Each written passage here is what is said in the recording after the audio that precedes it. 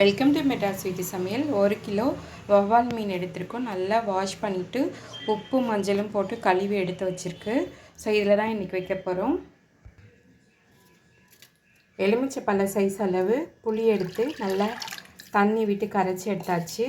So அதில் 1/4 teaspoon அளவு மஞ்சப்பொடி ஆட் பண்ணிக்கோங்க. 1 டீஸ்பூன் சீரகப்பொடி, மிளகாய்த்தூள் 1 டேபிள் ஸ்பூன், உங்கள் காரத்துக்கு தகுந்த மாதிரி நீங்கள் ஆட் பண்ணிக்கலாம். மல்லித்தூள் 3 டீஸ்பூன் ஆட் பண்ணியிருக்கேன். மல்லித்தூள் எவ்வளோ சேர்க்குறீங்களோ அந்தளவு குழம்பு கொஞ்சம் ஜாஸ்தி கிடைக்கும். பெருஞ்சீரகப்பொடி 1/2 டீஸ்பூன் ஆட் பண்ணியிருக்கேன். உப்பு 1 ஸ்பூன். அதுக்கப்புறமா இது நல்லா கை வச்சு கலந்து கொடுத்துருங்க.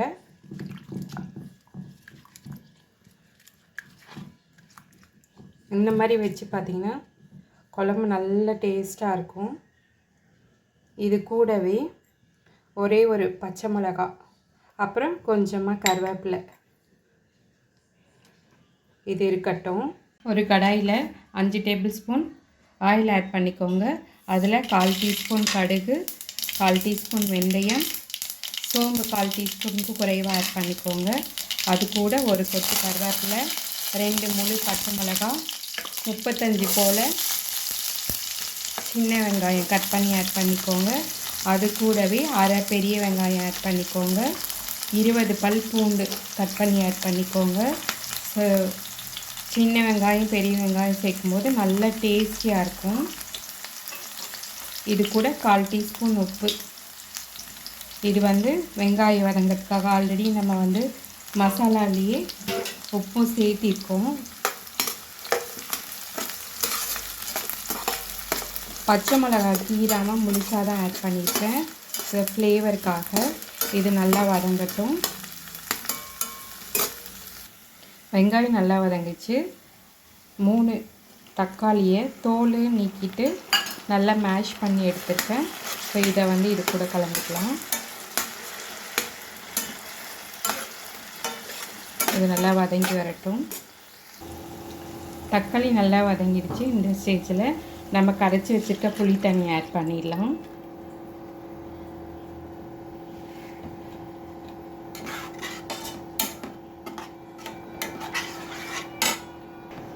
இது கூடவே சட்டி கழுவுன தண்ணி ஆட் பண்ணிக்கிறேன்.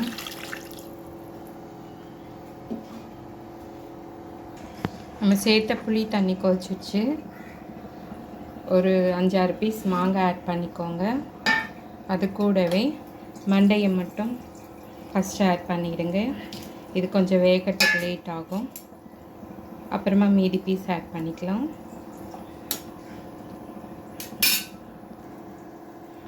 ஒரு 5 நிமிஷம் ஆயிடுச்சு.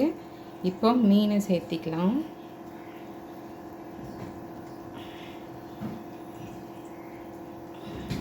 இது வேகட்டும். மீனை நல்லா மூழ்கிற மாதிரி எடுத்து விட்டுட்டு சிம்மில் வச்சு வேக வச்சு எடுத்துக்கோங்க.